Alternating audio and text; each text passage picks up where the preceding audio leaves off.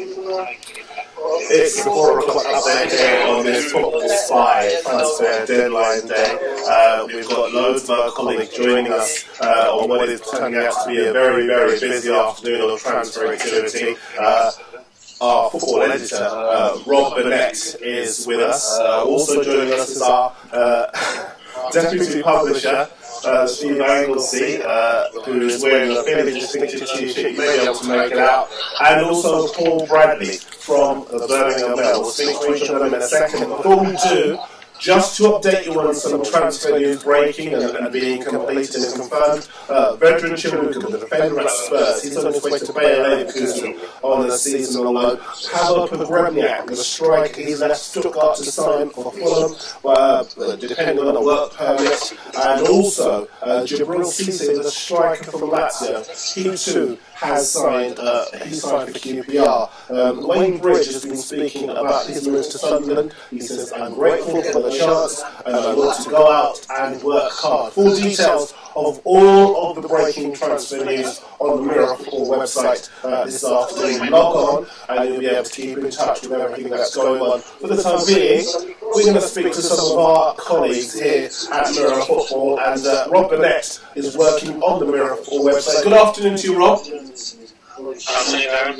Rob, tell us just how busy this afternoon's traffic has been, given that we expected it to be a quiet day and it's much busier than we expected. Yeah, it is a lot busier than we expected, but there's been there's been no really big, blockbusting deal or story at the moment. So there's a lot of middling deals bubbling away, but it's been very busy here in the office. Now, Rob, tell us which stories are most popular on the MirrorFootball website. Well, unusually for transfer deadline day, our most read story all day is actually not a transfer story, but it's an in-depth interview Ollie Holt did with Craig Bellamy, which was in this morning's paper, which is doing great guns. But in terms of transfers, what's doing really well, Mark Hughes at QPR put in a cheeky loan bid for Carlos Tevez, which doesn't look like it's got much chance of coming off, but can't blame him for trying. Also doing well is Hugo Rodallega and his potential move to Spurs, which we might hear more about later on today. Randall Morrison, him going to West Ham, that's doing extremely well. And here's another story which we've just put up not so long ago actually. Everton keen on taking Adam Johnson on loan, we understand. More on that as we get it, obviously. Also doing very well, Andrei Arshavin wanted by the Russian club Anglesey. I know a lot of Arsenal fans probably be quite keen to see him on his way, but the Russian window doesn't shut for another couple of weeks, so there's still time for that one to happen. And also doing well is Everton signing the Rangers striker Jelavic. Yeah, indeed, that one proving to be a very popular signing as far as the tweets are concerned here on the MirrorFootball website. Just before we move on, we can also tell you that West Brom have confirmed the signing of the defender Liam Ridgewell from Birmingham on a 2.5-year deal for an undisclosed fee. But of course, Paul Bradley will tell us a bit more about just why Ridgewell decided to move on here on the Football Spy transfer show. Before we leave you, Rob, what are the deals you're expecting maybe to catch fire? Because a lot of rumours doing the rounds. We know on the MirrorFootball website we can catch all of the rumours every day on our transfer page. Which do you think may well develop as the evening wears on? Well, one that we're just hearing about, in fact I'm just working on the story now, is another striker from West Ham. They are closing in, we think, on Nicky Maynard from Bristol City, who was in big demand, turned down a move to Wigan, so he's snubbed the Premier League for a move to the Championship. So there's that one looks like it's hotting up. There's also, Darren, you'll know more about this than me probably, but there's also still legs perhaps in Carlos Tevez.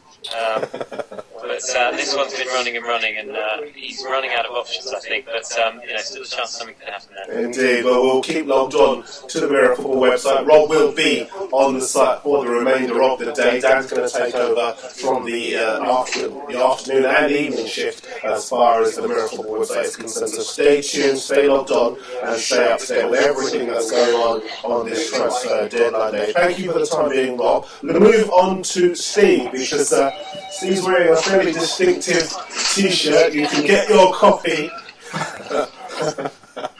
You can buy your T-shirt from the MirrorFootball site. Steve, good afternoon. Good afternoon. How are you? Yeah, I'm very well indeed. Good afternoon. How are you? Now, just tell us a bit about. Oh, yes, indeed. Please do join us. Good afternoon. Tell us a bit about why Jim White is such an iconic figure as far as MirrorFootball readers are concerned. Well, he's just so excitable, isn't he? He's the Charlie Sheen of the transfer window, obviously. And obviously the supplies of Tiger Blood are arriving now at Osterley. His big light leopards are being taken out of their cages, and we expect him to be striding into the strains of Return of the Mac any minute now. So it's very exciting. I'm very excited. I've just got a bit of transfer news coming in. Hang on the phone. I can just hear that. Hang on. Yes. Hang on a second. Yeah, okay, all right. We'll do that one later on. Okay. Lead on, Darren, come on. Now, you are the man, Steve, who manages to kind of field all of the left field, shall we say, tweets and texts and emails from fans around the country who manage to spot players in unusual places. Give us an idea and a flavour of some of the players that you've seen, or that fans have seen, dotted around the country. Well, we've had the usual. I mean, Carl, Lionel Messi's been spotted in various different places. I think probably the most unusual place anyone's spotted anybody is Louis Saha's been spotted in Tottenham, which is quite remarkable, and it's the story of the day, clearly. And we have received breaking news that Louis Saha's Tottenham Medical is going to be released as a trilogy, so that seems to be the big news of the afternoon. Obviously, I don't believe any transfer stories until I see them in black and white. And Steve, just give us an idea, which are proving what? Because a lot of people say, look, let's do away with the transfer window, let's just wait until the summer, or let's just have transfer all year round. Just tell us why the transfer window is such an enjoyable period of time in the football calendar. Well, I wouldn't like to see it becoming an endangered species, obviously. It's, I don't know, I mean, stupid things happen in the transfer window. I mean, people tend to lose their heads, and it's a great day of entertainment for everybody, even if nothing really happens, which we suspect nothing is really going to happen today, or it doesn't look like it, though Adam Johnson's obviously an interesting one if that does come off, City and Everton playing later on. Obviously, I'm quite sad that we've had no transfer news involving Benny McCarthy today, because obviously he does eat, shoots and leaves. So, but so far, no word from Benny. Okay, we'll have tried to get some word from Paul Bradley, who's waiting to speak to us. But thank you for the time being, Steve Anglesey. We won't tell the viewers what your exact title is. We'll just move on. Paul, good afternoon. Bring some sanity to this conversation, because we know you're a football presenter for the Birmingham Mail's football output. Good afternoon to you, first of all. Good afternoon. And hi, how are you? I'm very well indeed. Paul, tell us a little bit about why Birmingham appears to be so quiet this afternoon. No transfers at Aston Villa, nothing happening at Wolves. Birmingham, okay, they've done a bit of business with West Brom around Liam Ridgewell, but other than that, very quiet in Birmingham this afternoon. Yeah, it is quite quiet. I suppose you can say that Aston Villa got all their dealings out of the way early on in the window, with Robbie Keane moving into Villa early on. That's led to a couple of other players going out on loan, including Nathan Delfonso. But in the Midlands here, the Liam Ridgewell deal is quite a big deal. Seeing Ridgewell go from Blues to West Brom, he's obviously already been at the Villa. He's got the trio of clubs now. The deal is believed to be around £2 million for 2 years. With a 12-month option on top of that as well. So that has also had a knock-on effect for West Bromwich Albion, meaning that two of their players are going to be going out on loan to Brighton and Hove Albion. Gonzalo Jara and Joe Mattock, they're both going to be leaving, we expect, within the next few hours, signing the paperwork on those loan deals for Brighton.